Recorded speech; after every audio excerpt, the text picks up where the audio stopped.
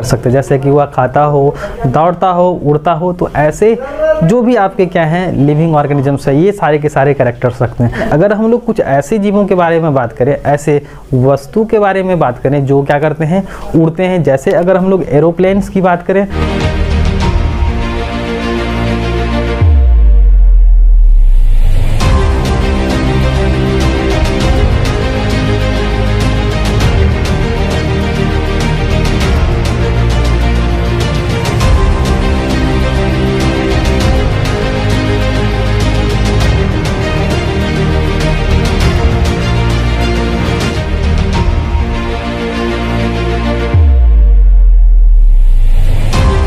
तो आज हम लोग जानेंगे सजीवों के गुण के बारे में, यानी कि कैरेक्टर्स ऑफ लिविंग ऑर्गेनिजम्स।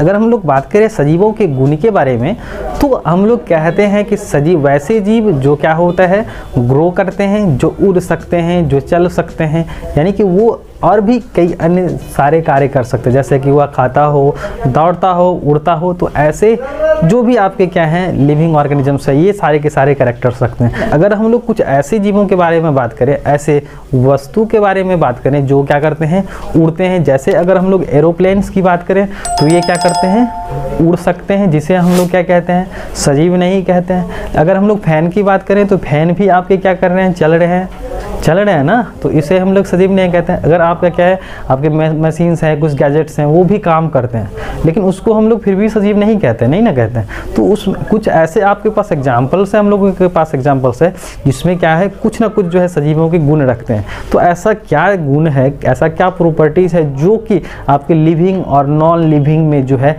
वो गुण क्या करेंगे, डिफ्रेंशिएट करेंगे। तो जैसा कि हम लोग देखते हैं यहाँ पर कुछ सिमिलरिटीज़ हैं आपके, जो आपके निर्जीव भी कर रहे हैं और सजीव भी कर रहे हैं। तो ऐसा क्या क्या गुण है कि जो क्या करता है, आपके सजीव पालन करते हैं और निर्जीव नहीं पालन करता है। तो हम लोग देखेंगे सजीवों के गुण के बारे में। तो पहला कैरेक्टर्स हम लोग कह सकते हैं कि सेलुलर स्ट्रक्चर। पहला कैरेक्टर में हम लोग क्या लिखेंगे, सेलुलर स्ट्रक्चर, यानी कि उसमें क्या होगा, कोशिकीय संरचना होगा। दूसरा प्रोटोप्लाज्म क्या होगा, उसमें जीव द्रव होगा। तीसरा कैरेक्टर्स हम लोग देखेंगे तो उसमें क्या होगा, मेटाबॉलिज्म की प्रक्रिया होगी, मेटाबॉलिज्म होगा, यानी कि एनाबॉलिज्म, कैटाबॉलिज्म, ये सारे के सारे क्या होंगे, रिएक्शंस होंगे। आगे हम लोग देखें तो उसमें क्या होगा, रिस्पायरेशंस होगा, वे क्या कर सकते हैं, श्वास ले सकते हैं। उसमें क्या होगा, सर्कुलेशंस होगा, वो क्या कर सकते हैं, परिवहन कर सकते हैं। वो एक्सक्रीजन्स कर सकते हैं, वो उत्सर्जन कर सकते हैं, वो एक जगह से दूसरे जगह आ जा सकते हैं, यानी कि उसमें क्या होता है, लोकोमोशंस होगा।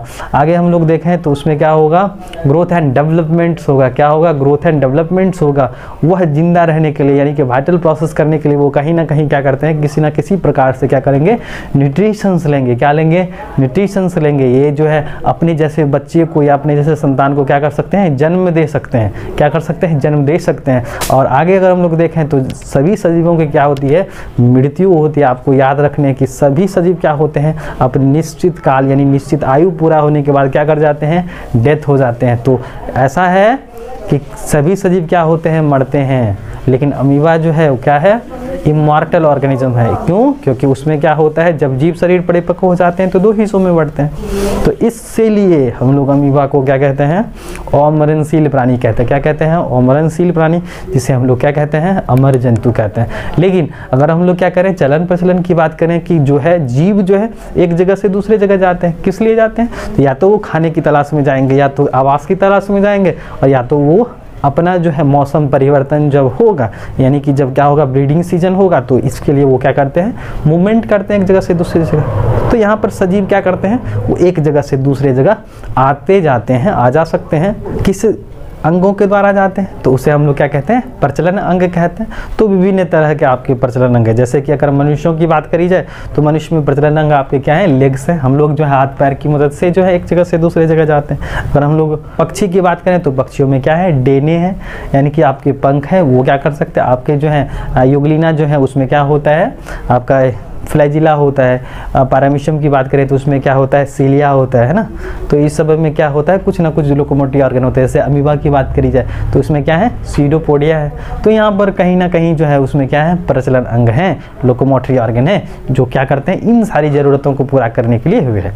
और सजीव क्या है, एक ही जगह पर तो स्थिर रहते नहीं हैं, वो एक जगह से दूसरे जाते हैं। किसकी मदद से, प्रचलन अंगों की मदद से जाते हैं। लेकिन कुछ ऐसे आपके सजीव हैं जैसे कि आपके पॉरीफेरा है, सिडोंट्राटा है, जिसे हम लोग कोरल और स्पंज कहते हैं। अगर हम लोग इसको लैंग्वेज में बोलें तो सभी सजीव एक जगह से दूसरे जगह जाते हैं, आ जा सकते हैं अपनी ज़रूरतों को पूरा करने के लिए। लेकिन होता क्या है कि कोरल और स्पंज जंतु होते हुए भी क्या करते हैं, एक ही जगह पर स्थिर रहते हैं।